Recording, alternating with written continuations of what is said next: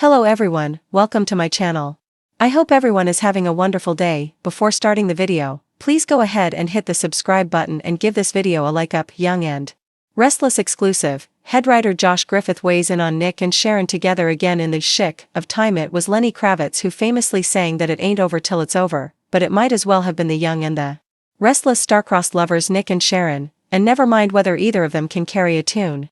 #irrelevant, a huge portion of the audience will always see them as connected, executive producer / headwriter Josh Griffith tells Soaps.com. Because of their history. That stands to reason. There was a time when Shick stood for young love that never aged. They had a child together, and welcomed both Cassie and twin sis Mariah into their family. They overcame the SE***XY sidetrack of Sharon's BFF Grace Turner, making it her mission to land Nick, but it's not just the past that binds the former marrieds. It's also, potentially, the future that may or may not await them. I think they have been sort of reconnecting, Griffith allows. Sharon's ordeals at the hand of Cameron Kirsten, then Ian Ward and Crazy Aunt Jordan, proved that. But they've also hurt each other a lot. Yeah, unfortunately, it would be impossible to deny the damage that was done by Nick's relationship with Phyllis and Sharon's with Brad, RIP. They've overcome a lot of obstacles, but they've also created a lot of obstacles between them, Griffith points out. So it's always going to be a journey and a challenge for them to see if they can ever get back together. And trickier still, stay together. They've broken up. They've gotten back together. They've shared a child, a million memories, and more heartbreak than most couples could weather in a lifetime. And now, in what fans are already calling a Chick miracle, Nick and Sharon may be circling back once again, but is this the real deal? The Young and the Restless headwriter Josh Griffith has weighed in with exclusive insight into why now was the time to revisit one of Genoa City's most enduring, and most divisive, couples, and whether fans should prepare for wedding bells. Or another bout of whiplash-inducing heartache. In true soap style, the story of Shick, Sharon and Nick, is one of love, betrayal, reinvention, and a stubborn connection that just won't die. So why bring them back now? What does it mean for Sally, Chance, and even Adam? And what does it say about the show's long-term plans?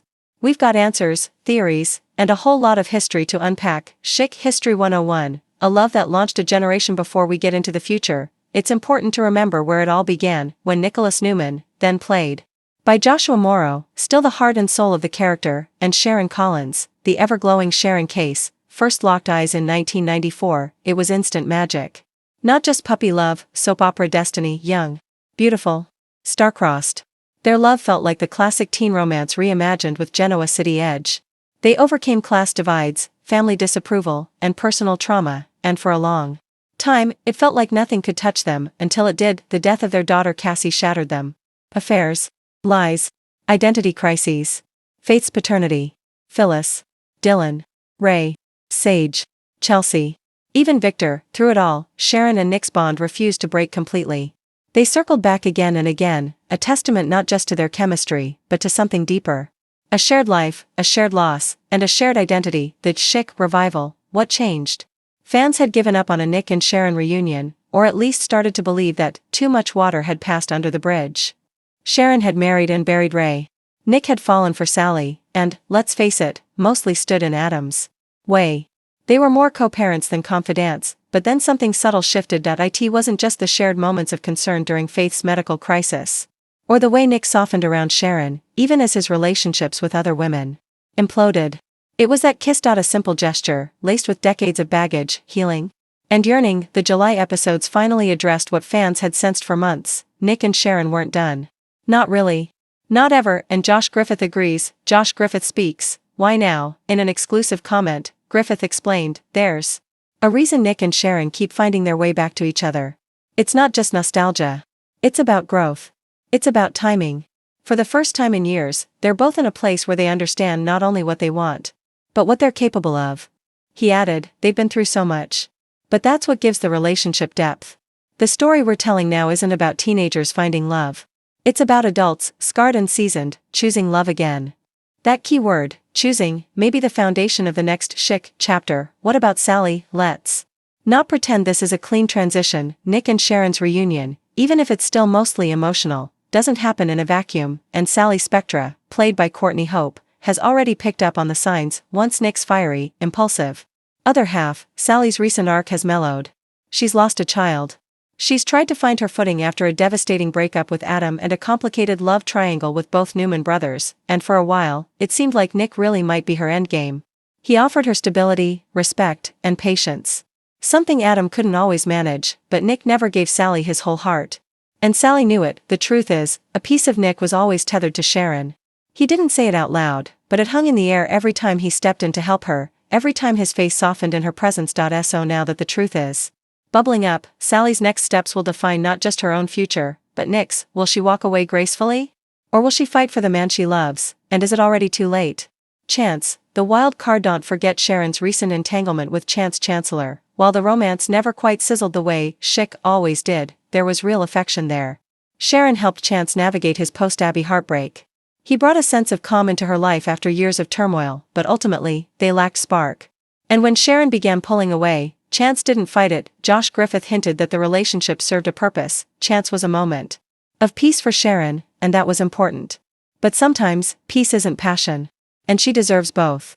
Expect Chance to step back respectfully, but maybe with a warning for Nick not to hurt her again. The fans react. A shickening divide. If you thought this reunion would be universally celebrated, you haven't been paying attention to the fandom a while. Many longtime viewers are thrilled to see Sharon and Nick sharing real, romantic scenes again. Others are less convinced. They've done this dance too many times. He'll cheat again. He always does.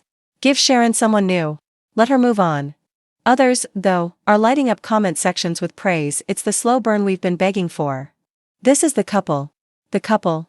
No one comes close. I've waited 20 years for this payoff. I'm all in. Even the actors are subtly fueling the speculation. Joshua Morrow recently teased, "Some old flames never really burn out," while Sharon Case posted a behind-the-scenes photo captioned, "Some things just fit." Coincidence?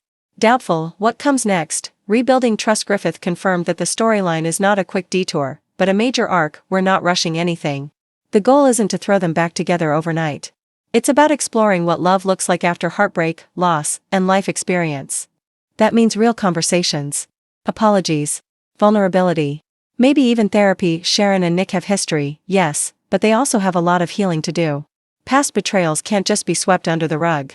If this is going to work, they have to be honest about the roles they played in each other's pain. Wedding bells or breaking point. Could we actually see a Shick wedding in 2025? It's not off the table. Daytime weddings are ratings gold, and if the story builds slowly and meaningfully, there could be a stunning spring or summer event, complete with Faith returning from college, Noah standing beside them, and even Victor offering reluctant approval. But it's just as likely that the show will twist the knife, bring them close, only to reveal a new obstacle, a secret, a health crisis, or, soap gods forbid, a betrayal. One fan theory gaining traction.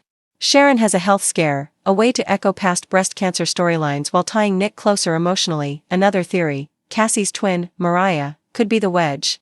What if Mariah sees the reunion as a betrayal of her late sister's memory and pushes Sharon to reconsider? It's all on the table. Why this matters. Shick isn't just another couple. They're young and restless royalty. Their love story spans 3 decades, multiple marriages, and endless reboots. Bringing them back isn't just romantic, it's symbolic. In an era where soaps struggle to keep viewers engaged, familiarity matters. Legacy matters. Griffith understands that.